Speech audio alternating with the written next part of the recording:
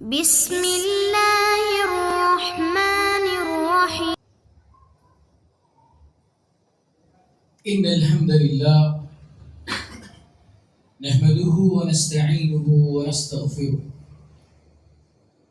ونعوذ بالله من شرور أنفسنا ومن سيئات أعمالنا من يهده الله فلا مضل له ومن يضلل فلا هادي له وأشهد أن لا إله إلا الله وحده لا شريك له وأشهد أن محمدا عبده ورسوله أما بعد فإن خير الحديث كتاب الله وخير الهدي هدي محمد صلى الله عليه وسلم وشر الأمور محدثاتها وكل محدثة بدعة وكل بدعة ضلالة وكل ضلالة في النار فأعوذ بالله من الشيطان الرجيم بسم الله الرحمن الرحيم يا أيها الذين آمنوا اتقوا الله حق تقاته ولا تموتن إلا وأنتم مسلمون يا أيها الناس اتقوا ربكم الذي خلقكم من نفس واحدة وخلق منها زوجها وبث منهما رجالا كثيرا ونساء واتقوا الله الذي تساءلون به والأرحام إن الله كان عليكم رقيبا يا أيها الذين آمنوا اتقوا الله وقولوا قولا سديدا يصلح لكم آمالكم ويغفر لكم ذنوبكم ومن يطع الله ورسوله فقد فاز فوزا عظيما وقال الله تعالى في موضع آخر إنك لن تهدي إنك لا تهدي من أحببت ولكن الله يهدي من يشاء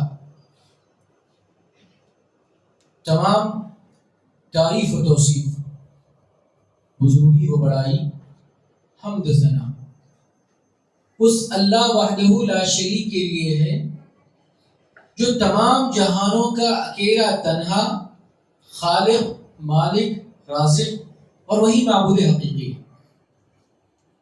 انگینا درود ہو ہمارے اور آپ کے نبی سید الانبیاء والمرسلین خاتم النبیین محمد بن عبداللہ الحاشمی القرشی پر جنہیں اللہ تعالیٰ نے سارے عالم کے لیے رحمت بنا کر بھیجا ہے وَمَا أَرْسَلْنَاكَ إِلَّا رَحْمَةً لِلْعَالَمِينَ۔ حاضرین جمعہ اور معزز خواتین اسلام، آج اس خطبہ جمعہ میں جس عنوان کے ساتھ میں آپ کے سامنے حاضر ہوا ہوں وہ ہے ہدایت یہ ایک عظیم نعمت ہے۔ اللہ کی بے شمار نعمتیں، اللہ نے کہا وَإِن تَعُدُّوا نِعْمَةَ اللَّهِ لَا تُحْصُوهَا، اگر تم اللہ کی نعمتوں کو گننا چاہو گے، اگر اللہ کی نعمتوں کو شمار کرنا چاہو گے تو گن نہیں سکو گے۔ اتنی نعمتیں اللہ نے ہم کو رکھی، قدم قدم پر لمحہ بلمحہ اللہ تعالیٰ کے شکر گزار ہم بنتے جائیں گے جب اللہ کی نعمتوں کو یاد کرنے لگیں گے۔ والدین بہت بڑی نعمت ہے، اولاد بہت بڑی نعمت ہے، نیک بیوی اور نیک شوہر بہت بڑی نعمت ہے، بھائی بہن خاندان بہت بڑی نعمت ہے، انبیاء اور رسل بہت بڑی نعمت ہے، کتاب ہدایت بہت بڑی نعمت ہے، ایمان بہت بڑی نعمت ہے، صحابہ بہت بڑی نعمت ہے۔ ایسے صرف میں نعمتیں گناتا چلوں تو ایسے کئی خطبے لگ جائیں گے صرف نعمتوں کو یاد کرنے۔ ان عظیم نعمتوں میں آج ایک نعمت کا تذکرہ میں آپ سے کرنا چاہتا ہوں، وہ ہے ہدایت۔ اللہ کی عظیم نعمتوں میں سے ایک عظیم نعمت ہدایت ہے۔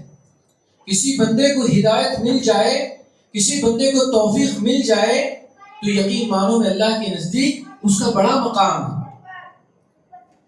اللہ تعالیٰ کسی بندے کو ہدایت کے لیے چن لیتا ہے تو یقیناً اللہ تعالیٰ اسے سیدھی راستے پر چلاتا ہے۔ ہدایت اتنی بڑی نعمت ہے، اس کا اندازہ آپ اس بات سے لگا سکتے ہیں کہ بندوں کو ہدایت کی کتنی ضرورت ہے۔ اسی لیے اللہ تعالیٰ نے سورہ فاتحہ میں اہدنا الصراط المستقیم رکھ دیا تاکہ بندہ ہر نماز جب بھی وہ پڑھے گا یہ ہمیشہ اللہ سے دعا کرے گا اہدنا الصراط المستقیم کہ مجھے اللہ سیدھا راستہ چلا، طلب کرے گا اللہ سے ہدایت.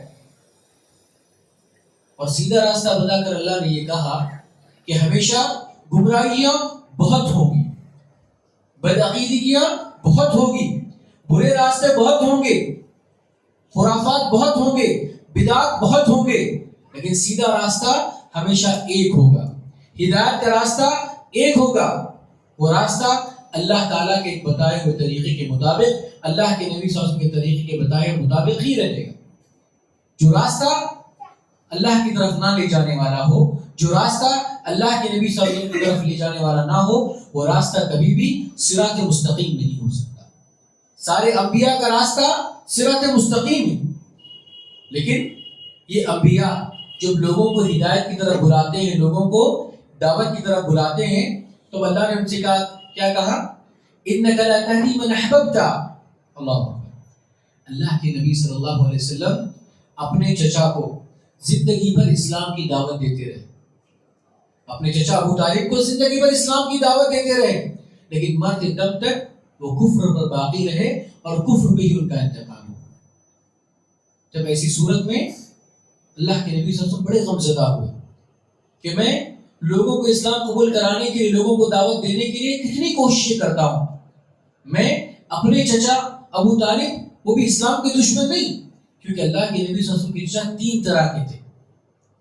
ایک وہ چچا جو اسلام قبول کر چکے تھے، جس میں حمزہ رضی اللہ تعالیٰ، عباس رضی اللہ تعالیٰ، اور وہ چچا جنہوں نے اسلام تو قبول نہیں کیا لیکن ہمیشہ مسلمانوں کا ساتھ دیا، ہمیشہ اسلام کے لیے ڈھال بن کر ثابت رہے، اللہ کے نبی صلی اللہ علیہ وسلم کی ہمیشہ مدد کی.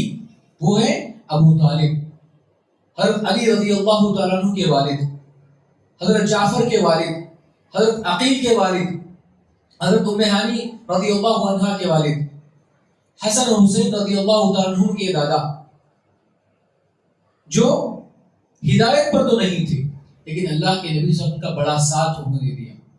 اور تیسرا وہ چچا جو آپ صلی اللہ علیہ وسلم کا سگا چچا ہونے کے باوجود بھی اس نے انکار کر دیا، اور وہ تبت یدی ابی لہب کے تحت اس کا نام ہمیشہ قرآن میں ایک بدقسمتی کے طور پر لیا جانے لگا. ان 3 چچاؤں میں 2 چچا جنہیں ہدایت مل گئی وہ عباس اور حمزہ رضی اللہ تعالیٰ عنہ بن گئے، اور جنہیں ہدایت نصیب نہ ہوئی لیکن وہ مسلمانوں کا ساتھ دیتے رہے وہ ابو طالب، اور جس نے ہدایت کا انکار کر دیا وہ ابو جہل، ابو لہب. تو اس اعتبار سے اللہ کے نبی کو کتنی تکلیف ہوئی ہوگی. میرے وہ چچا جو اسلام کا ہمیشہ ساتھ دیتے رہے، ہمیشہ اسلام کا نام لیتے رہے، لیکن وہ کفر پر مر گئے. تب اللہ تعالیٰ نے آپ کو بتاتے فرمایا انک لا تہدی من احببت، کہ اللہ کے نبی صلی اللہ علیہ وسلم آپ جسے چاہتے ہدایت نہیں دے سکتے. یہ اللہ تعالیٰ کا معاملہ، اللہ جسے چاہتا ہے ہدایت دے دیتا ہے. تو ہدایت کون سی ہے؟ یہ توفیقی ہدایت ہے. اسلام کے لیے اللہ چن لینا یہ اللہ تعالیٰ کی مرضی ہے، یہ اللہ کے نبی صلی اللہ علیہ وسلم کے ہاتھ میں، یہ کسی کے ہاتھ میں نہیں ہے. اگر ایسا ہوتا تو نعوذ باللہ نوح علیہ السلام اپنے بیٹے کو کبھی کفر پر مرنے نہ دیتے. کیا منظر رہا ہوگا؟ دیکھیے ہدایت نہ ملنے کے سبب کیا منظر رہا ہوگا کہ نوح علیہ السلام اپنے بیٹے کو آواز دے رہے ہیں، بیٹے ارکب معنا، ہمارے ساتھ چلو. اللہ اکبر. کیونکہ نوح علیہ السلام نے 950 سال دعوت کا کام کیا، اتنی محنت کی، اتنی کوشش کی، لیکن پھر بھی وہ ہدایت توفیقی دینے والے نہیں تھے. اسی لیے ان کا بیٹا اسلام قبول نہ کر سکا، اور فحال بینہم الموج، دونوں کے درمیان ایک لوٹ آ جاتی ہے، ایک موج آ جاتی ہے، اور ان کا بیٹا غرقیاب ہو جاتا ہے. تو ہدایت بھی اس کو نصیب نہ ہوئی.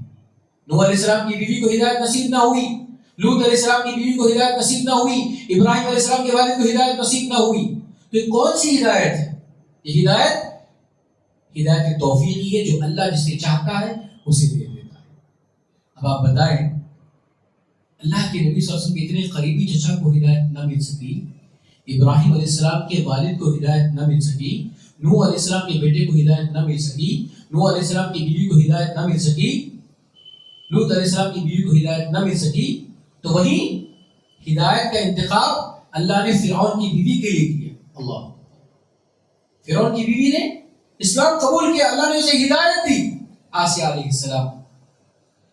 اور وہیں ابو لہب جن کا تذکرہ ہم قرآن میں کیا کرتے ہیں، تبت یدا ابی لہب.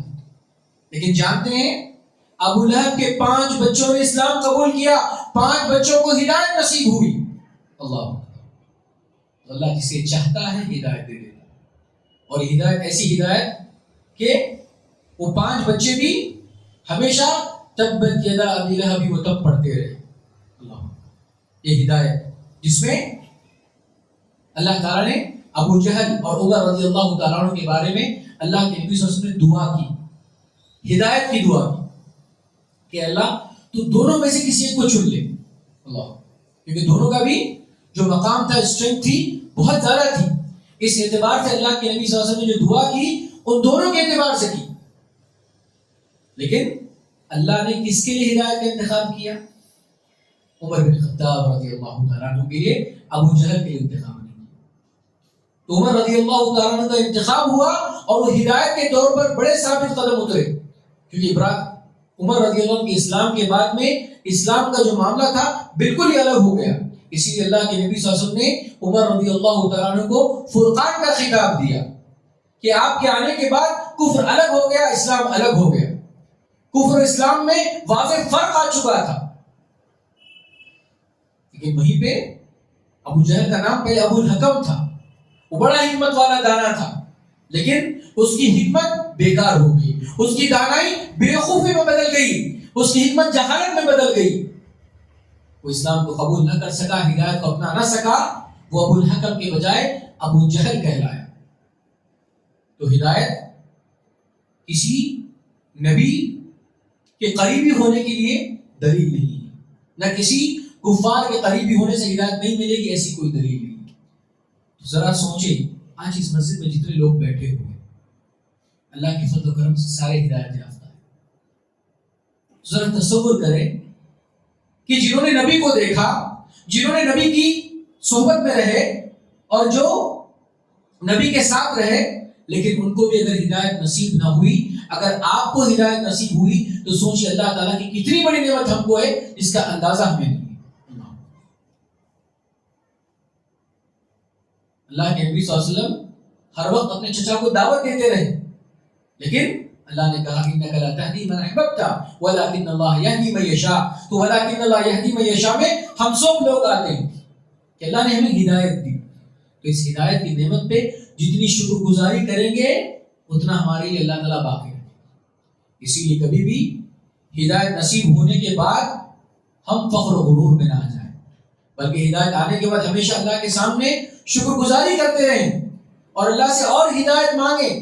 دیکھیں، اگر ہدایت صرف ایک مرتبہ مانگنے والی چیز ہوتی تو اہدنا الصراط المستقیم کوئی آیت نہ ہوتی. اور اللہ کے نبی صلی اللہ علیہ وسلم نے جو دعائیں بتائی، اللہم انی اسألک الہدی والتقی والعفاف والغنی، اس کے اندر ہدایت بتائی گئی. تو ہدایت بہت بڑی نعمت ہے، تو اس نعمت کی شکر گزاری کریں. جتنی شکر گزاری کریں گے اللہ تعالیٰ کو اتنی ہدایت میں اور اضافہ کرتا جائے. جو بندہ جس قابل ہوگا اللہ اس کو اس درجے کی ہدایت دے گا. اب دیکھیے، کسی نبی نے نبی بننے کی تیاری کی ہو، جب تک وہ نبی نہیں بنائے جاتے ان کو اندازہ بھی نہیں ہوتا کہ نبی بنائے جانے والے ہیں. اللہ نے ان کو نبوت کی ہدایت دی کیونکہ اللہ نے ان کے دل کو اس قابل سمجھا کہ وہ نبی بنائے جائیں. جو رسول تھے اللہ نے انبیاء اور رسول کو اس ہدایت کے لیے چن لیا جو عظیم تر ہدایت ہے. اور اللہ تعالیٰ نے آدم علیہ السلام سے لے کر قیامت تک کبھی بھی ہدایت کے دروازے کو بند نہیں کیا. دیکھیے، سب سے پہلے انسان کو اللہ نے کیا بنا کر بھیجا؟ نبی بنا کر بھیجا. تو ہدایت کی شروعات اسی دور سے شروع ہو گئی اور تاریخ میں کبھی بھی ہدایت کا دروازہ بند نہیں ہوا. ہدایت ہمیشہ باقی رہی. اللہ نے انبیاء کے ذریعے، رسولوں کے ذریعے، کتابوں کے ذریعے ہدایت دی. یہ سلسلہ اللہ کے نبی صلی اللہ علیہ وسلم سے پہلے تک ہر نبی ایک علاقے کے لیے، ایک وقت کے لیے خاص تھے. اسی طرح سے کبھی کبھار ہم کو ملتا ہے کہ ایک ساتھ ایک سے زائد انبیاء تھے، جیسے ابراہیم علیہ السلام، لوط علیہ السلام، ابراہیم علیہ السلام، اسماعیل علیہ السلام، ابراہیم علیہ السلام، اسحاق علیہ السلام، ایک ساتھ انبیاء تھے. موسیٰ علیہ السلام، ہارون علیہ السلام، شعیب علیہ السلام، زکریا علیہ السلام، یحییٰ علیہ السلام، داؤد علیہ السلام، سلیمان علیہ السلام.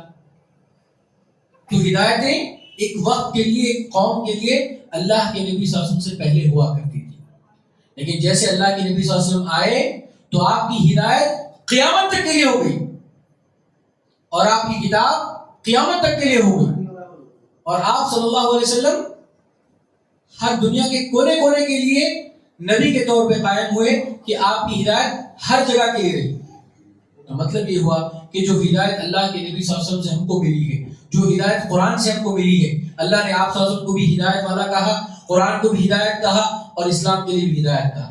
شہر رمضان الذی انزل فیہ القرآن ھدی للناس، پھر الف لام میم ذالک الکتاب لا ریب فیہ ھدی للمتقین.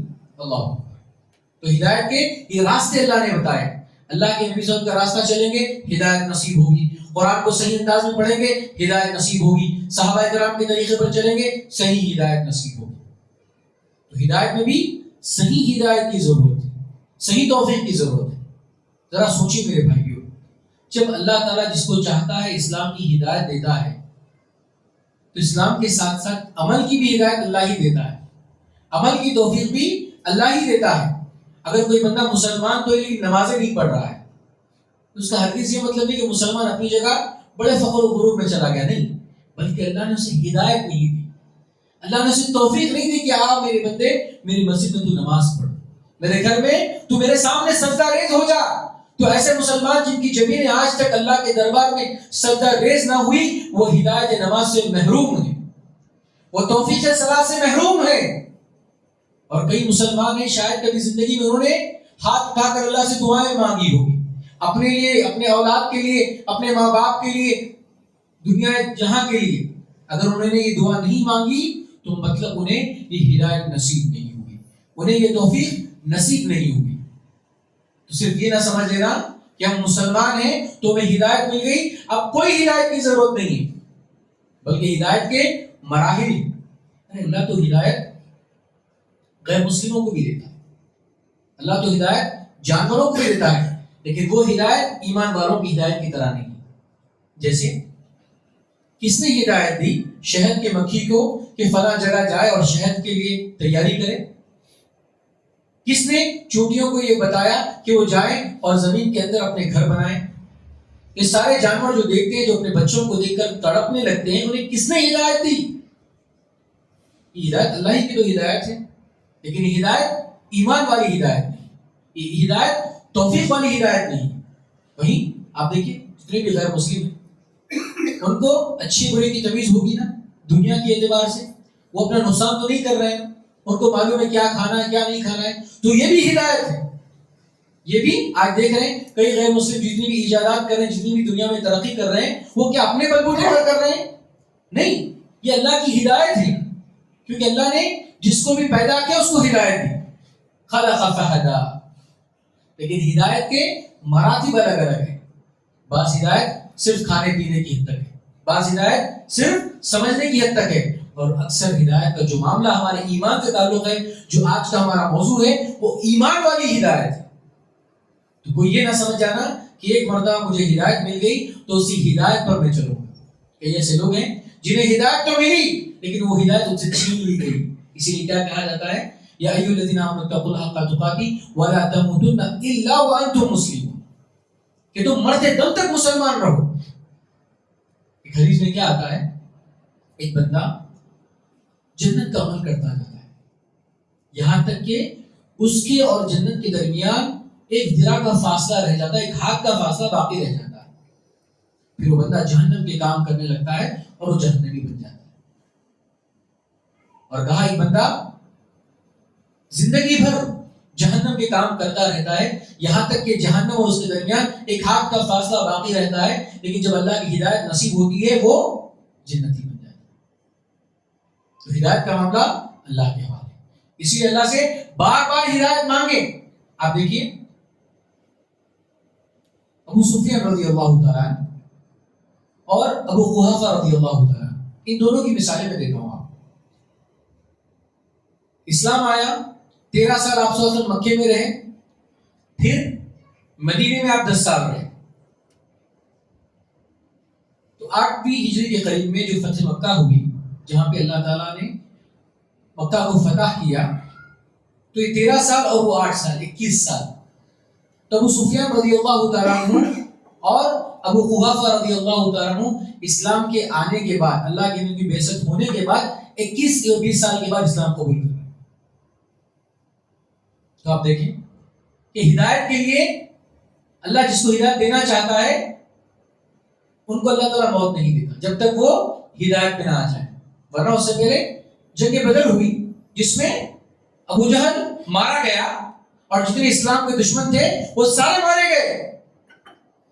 جبکہ احد میں سردار کون تھے؟ ابو سفیان رضی اللہ عنہ. جنگ خندق میں سردار کون تھے؟ ابو سفیان رضی اللہ عنہ کفار تھے. لیکن اللہ نے آپ کو ہدایت کے لیے چن لیا تھا، اسی لیے آپ کو ہدایت دی گئی. اور آپ نے فتح مکہ کے موقع پر کیا فرمایا؟ جو بندہ ابو سفیان کے گھر میں داخل ہو جائے گا اس کو امن و امان ہے.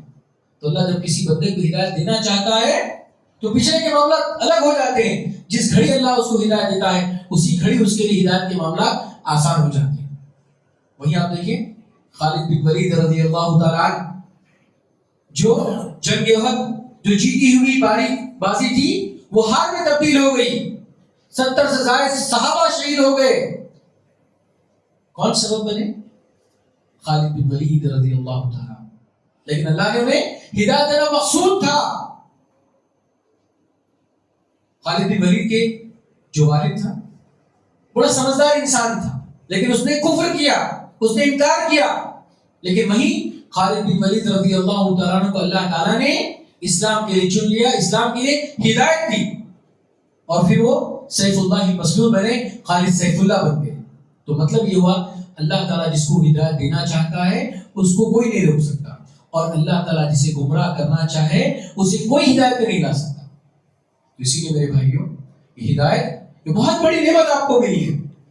دنیا میں جہاں کا خزانہ بھی اگر نہیں جاتا، ہدایت نہ ملتی تو کوئی کام نہیں. آج دیکھیں امبانی اڈانی کتنی دولت کی ریل ان کے پاس ہے، لیکن وہ اللہ کو اللہ نہیں جانتے، وہ رسول کو رسول نہیں جانتے، وہ ایمان کو ایمان نہیں جانتے، اسلام کو اسلام نہیں جانتے. کیوں؟ ہدایت نہیں. دنیا بھر کی تجارت کی بہت ہدایت ان کو نصیب ہے، کہاں فائدہ ہوتا ہے کہاں نقصان ہوتا ہے سب معلوم ہے. لیکن معلوم تو کیا نہیں معلوم؟ اللہ کے بارے میں نہیں معلوم. معلوم تو کیا نہیں معلوم؟ آخرت کے بارے میں نہیں معلوم. اسی کی ترجمانی کرتے ہوئے اللہ نے قرآن میں بڑے پیارے انداز میں لوگوں کے بارے میں کہا یعلمون ظاہرا من الحیات الدنیا وهم عن الآخرۃ هم غافلون. یہ لوگ ایسے ہیں کہ دنیا کی قدم قدم تو جانتے ہیں، دنیا کی اچھائیاں تو جانتے ہوں گے، لیکن یہ لوگ آخرت سے بڑے غافل ہیں. تو میرے بھائی اس ہدایت کی نعمت کی اگر آپ پاسداری کرنا چاہتے ہیں، اپنے آپ کو ایمان پر باقی رکھیں، اپنے آپ کو استقامت پر باقی رکھیں. آپ کے ظاہری وضاحت سے آپ مسلمان نظر آئیں، آپ کے اعمال سے مسلمان آپ نظر آئیں، آپ کے کردار سے مسلمان نظر آئیں. ورنہ آپ کا نام تو ہدایت یافتہ ہوگا، ورنہ آپ کا عمل ہدایت یافتہ نہیں ہوگا. آپ دنیا میں تو ہدایت یافتہ ہوں گے، لیکن آخرت میں آپ کے بڑے معاملات ہوں گے. اسی لیے ضروری ہے کہ جو ہدایت ہم کو ملی ہے اس ہدایت کی ہم پاسداری کریں، اس کی شکر گزاری کریں، اور خاص طور پر اس ہدایت کے لیے اللہ سے طلبگار بنے. کیسے طلبگار بنے؟ دیکھیے ابراہیم علیہ السلام کو اللہ تعالیٰ نے ہدایت کے بڑے مراتب پر پہنچا دیا. اللہ نے کہا قال انی جاعلک للناس اماما، اے ابراہیم میں تمہیں امام بناتا ہوں. تو ابراہیم علیہ السلام نے کیا کہا؟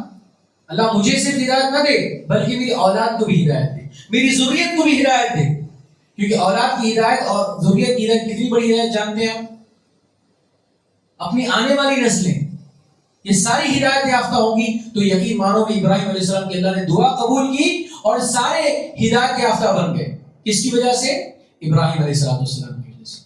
ابراہیم علیہ السلام نے اپنی اولاد کے لیے ہدایت کی دعا کی، تب اللہ نے اسماعیل علیہ السلام کو ابراہیم علیہ السلام کی اولاد میں سے بنایا، اسحاق علیہ السلام کو ابراہیم علیہ السلام کی اولاد سے بنایا، یوسف علیہ السلام کو ابراہیم علیہ السلام کی اولاد سے بنایا، یعقوب علیہ السلام کو ابراہیم علیہ السلام کی اولاد سے بنایا، اللہ کے نبی صلی اللہ علیہ وسلم کو ابراہیم علیہ السلام کی امت سے بنایا، موسیٰ، عیسیٰ، ہارون، داؤد، سلیمان، یہ سارے انبیاء کو ابراہیم علیہ السلام کی اولاد سے بنایا.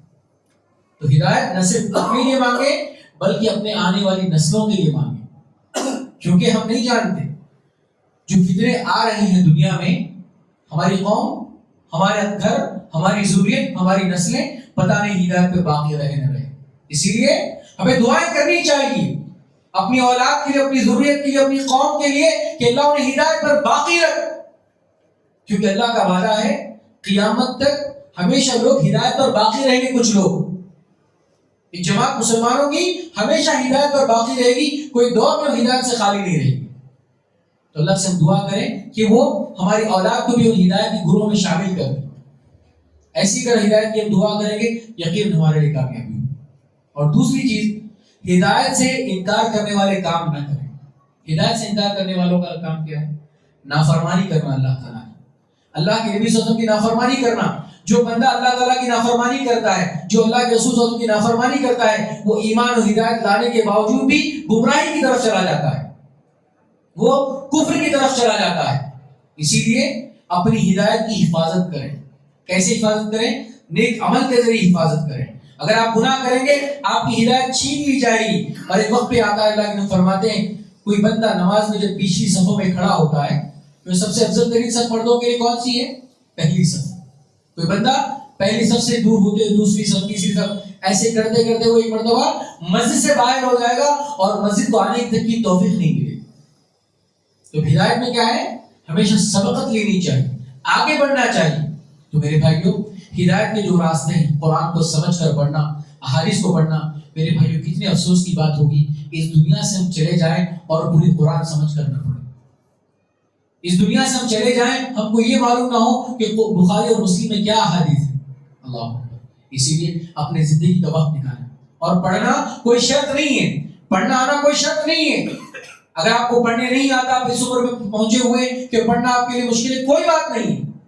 آپ سن کر پڑھیں، سن کر سمجھیں. علماء کے دروس ہیں ان کو سنیں. آپ قرآن ہے یاد کرنے کے لیے سن کر یاد کریں. تو یہ کوئی عذر اللہ کے پاس نہیں ہوگا کہ اللہ مجھے پڑھنا نہیں آتا. تو اللہ کہے گا بندے تجھے سنے تو آتا تھا، تو حدیث سن سکتا تھا. اور میرے بھائی، اللہ کے رسول کو پڑھنا آتا تھا، کئی صحابہ کو پڑھنا نہیں آتا تھا، لیکن وہ قرآن کو یاد کیے نا. وہ ہدایت پر تو تھے نا. کیسے ہیں؟ وہ سنتے تھے، عمل کرتے تھے، وہ سنتے تھے، سمجھتے تھے. اسی لیے آپ لوگ جو خطبوں میں بیٹھتے ہیں یہ ہدایت کا ذریعہ ہے، یہ دروس میں بیٹھتے ہیں یہ ہدایت کا ذریعہ ہے. ایسے آپ کوشش کرتے رہیں گے تو اس حفاظت کی حفاظت ہوگی جو ہدایت اللہ نے ہم کو دی. تو اسی لیے اللہ تعالیٰ ہمیں بہترین ہدایت سے نوازے، اللہ تعالیٰ ہمیں توفیق والی ہدایت سے نوازے. اللہ تعالیٰ ہمیں ہدایت دینے والا، ہدایت حاصل کرنے والا اور ہمیشہ ہدایت پر باقی رہنے والا. اے اللہ ہمیں تو ہدایت پر باقی رکھ، ہماری اولاد کو ہدایت پر باقی رکھ. اللہ تعالیٰ ہمیں عظیم ہدایت سے نواز دے، وہ ہدایت سے نواز جو ہدایت تو نے قرآن میں لکھ دی ہے، وہ ہدایت سے نواز جو تو نے انبیاء کے لیے رکھی ہے، وہ ہدایت سے نواز جو تو نے رسولوں کے لیے رکھی ہے. اللہ ہمیں وہ ہدایت دے جو صحابہ کو تو نے ہدایت دی، وہ ہدایت دے جو محدثین اور ائمہ کو تو نے ہدایت دی میرے مولا. اے اللہ تعالیٰ ہمیں ہدایت پر باقی رکھ جب تک تو اس دنیا میں باقی رکھ میرے مولا. اور جب ہماری موت آئے تو ہم ہدایت یافتہ ہو کر مرے میرے مولا. اور تیری ہدایت سے ہمیں عمل کی توفیق نصیب فرما میرے مولا، تاکہ عمل سے ہماری محبت ہو جائے، عمل میں ہم آگے بڑھنے والے بن جائیں اور ہدایت کی شکر گزاری کرنے کی توفیق نصیب فرمائیں. آمین. وآخر دعوانا الحمدللہ رب العالمین. نفعنی وآیات بذکر الحکیم انہ تعالی جواد کریم.